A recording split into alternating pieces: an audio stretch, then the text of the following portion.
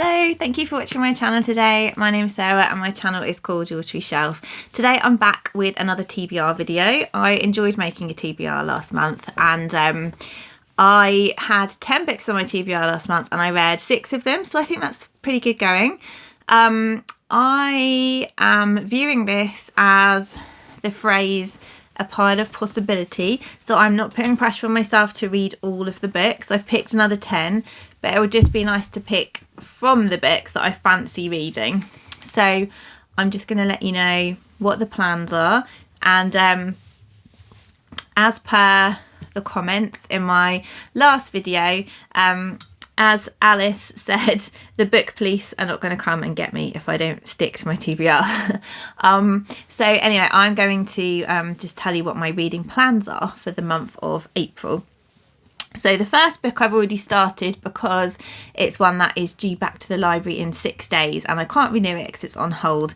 And this is Glory by NoViolet Bulawayo. So this book, as we all know, is one of the books on the Women's Prize long list.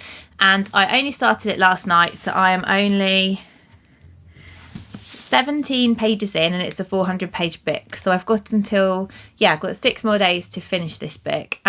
So far I'm enjoying it. I know that this is a book where a lot of people I've heard of have DNF'd. I've only had one good review about this so far, but I don't think it's a reflection of the skill of the writer. I think it's just because some people can't get into the style of the book.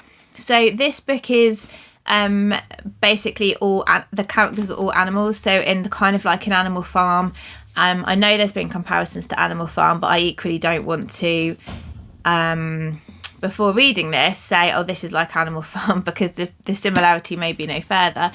I loved Animal Farm. We did it at school and I really loved it, and so far I am enjoying this book. It's set in a fictional place, but I think it's based around Zimbabwe's history. But yeah, so far so good. Now there is another library book which I got out, and the loan must have come out about 2 weeks ago, and I wanted to read it, but I can't renew it, and I don't think I'll have enough time to read this in the same 6 days as well. I got this out because someone thought it might be on the Women's Prize long list and it sounds really good. So this is Joan by Katherine Chen, and this is a book about Joan of Arc. So I think that would be really fascinating. I don't know what it says on the blurb. So yeah, France is mired in a losing war against England. Its people are starving, its king is in hiding, yet out of the chaos, an unlikely heroine emerges. Reckless, steel-willed and brilliant, Joan has survived a childhood steeped in joy and violence to claim an extraordinary and fragile position at the head of the French army. The battlefield and court are full of dangers, and Joan finds herself under suspicion from all sides, as well as under threat from her own ambition. That sounds just so good. I think I will order this again, or maybe actually maybe listen to the audiobook if I don't get a chance to read this. I think I'm pushing my luck reading 2 400-page books in 6 days, although I am on annual leave for a lot of this week. But when you have children on school holidays, you don't get a lot of reading time, so we shall see. So my book club pick for the month of April is one that I've had for quite a long time, so I'm really glad this has come up for book club. This is The Underground Railroad by Colson Whitehead. I've never read any of his books. I know they're very highly regarded, and obviously this is about slavery because it's called The Underground Railroad. Yeah, this is about the antebellum South, slavery in those times, people trying to escape from slavery on the Underground Railroad, and slave catchers. So I think it's probably going to be very hard to read, painful, tense, and I think probably will expand my knowledge further as well. The next book that I'm doing is my buddy read with Jo. So as I always mention, we read a classic every month from our spreadsheet of choices, and this month I think this is part of a bigger read along as well for Elizabeth Gaskell. And I'm just going to have a sip of tea.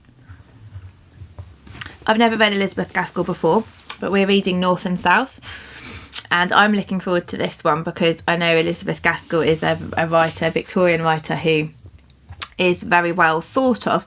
And this book is, our main character is called Margaret Hale, and her dad is in the church and she lives in Hampshire with him, and he leaves the church in a crisis of faith and uproots the family to the north of England. And when she goes to the north of England, there's like mill workers and miners, and she doesn't really like the north of England in comparison to the south. But then she becomes involved in the work, like she becomes aware of the working conditions and actually how difficult things are for the workers.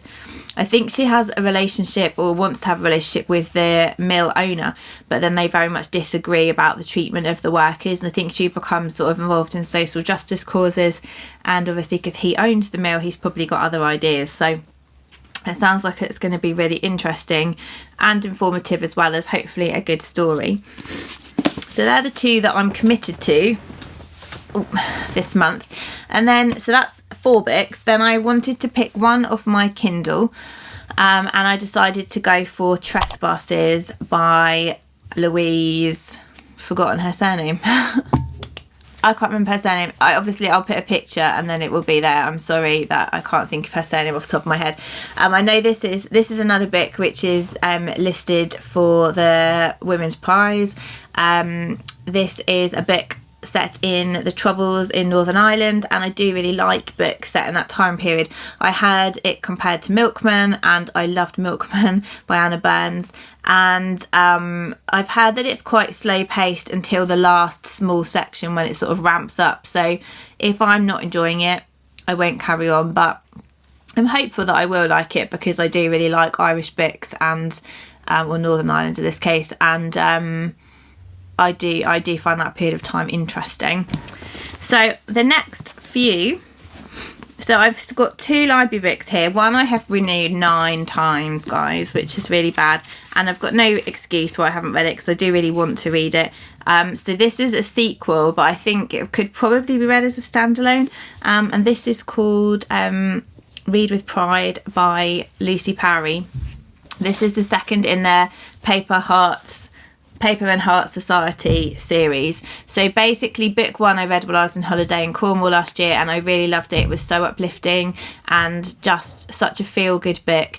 And this is the second in the series, but this is focusing on a different character. So this is focusing on a character called Olivia, who's a member of the book club. And Olivia is a student in probably 6th form, I should think. Doesn't actually say. She decides that her library is making it difficult for students to withdraw LGBTQ plus books, and so she hatches a plan she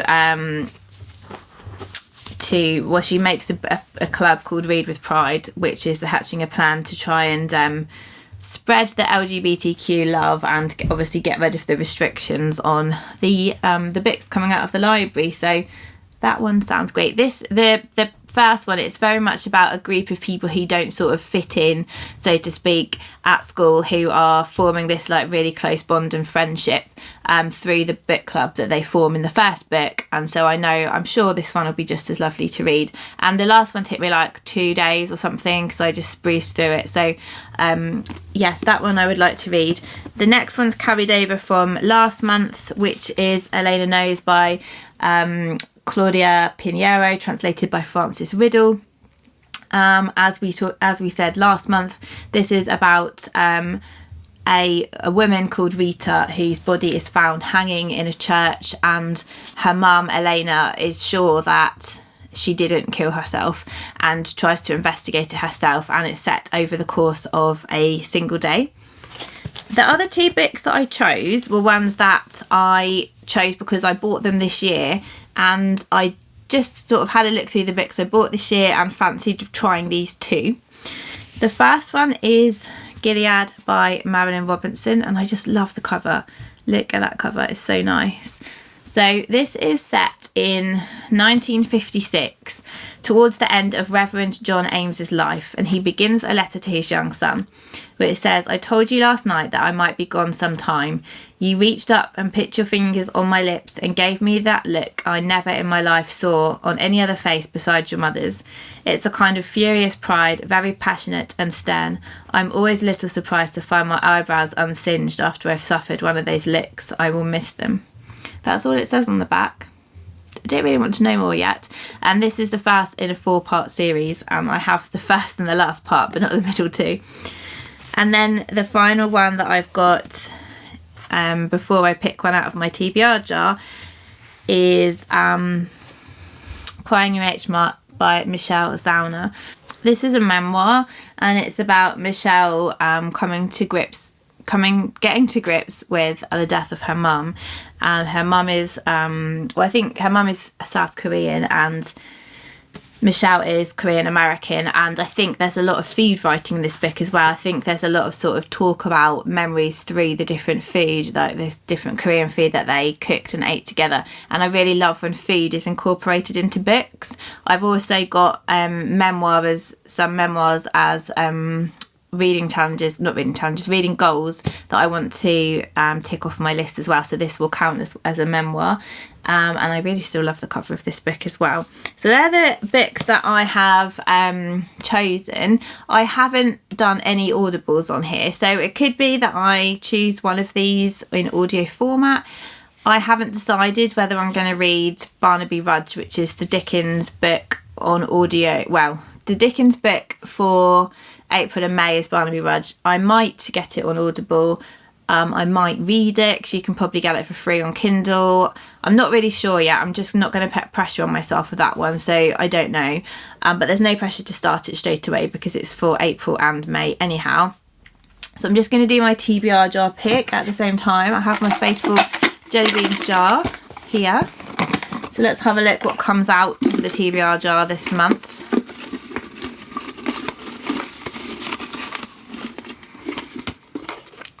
I'm always kind of nervous about this bit. I've got 2. Hold on. Right. Ooh, okay, this is interesting. Names for the Sea, which is by Sarah Moss. So that's right next to me. That's handy. This bit here. So this is another memoir, so that will tick off 2 memoir prompts. So this is about Sarah Moss, who obviously is a really well-known writer. Her and her family moved to Iceland in 2009 with their 2 small children and start living in Reykjavik. And I think it's about the experience of moving to another country. I always thought that this was petals in water, but it's actually people bathing, I think, in like the hot springs. If you can see, yeah, that's actually people. But I like petals more. So yeah, that's the 10th book. Well, so I'm excited to get started with those. Obviously, like I said, I've already started NoViolet Bulawayo's book. On Audible, I have started a book which I started yesterday or possibly the day before, called Don't Let Us Go to the Dogs Tonight, which I think is by Alexandra Fuller. But again, if I've got the name wrong, I apologise. I'll put the picture up in the corner. And this is a memoir. It must be the month for memoirs, because that's 3 memoirs in 1 month. It's a memoir set in Zimbabwe. And it's about the author growing up. She lived in Zimbabwe from the age of 2, and it's about a memoir about their family growing up there. But so she's they're a white family, so obviously they're not native to Zimbabwe. And so far so good. I'm about an hour and a half or so into that. I think it's about a 10 or 11 hour audiobook. And there are others in about the same family if I enjoy it. But so far it's good. I can't remember where I got the recommendation from for that book. I saw someone talking about it, I think, either on TV or on BookTube. And when I looked to put it on my wish list on Audible, it was actually free. It was one of the books that are with Audible Plus, so I'm listening to that without using a credit. So yeah, so that's my plans for the month of April, which I'm very excited about. I'm going to go and put those all on my TBR cart next to my bed. Let me know what your plans are for the month of April, and let me know if you've read any of these books and what you thought of them if you have. And I hope you have a really lovely week, and I'll speak to you all soon. Bye.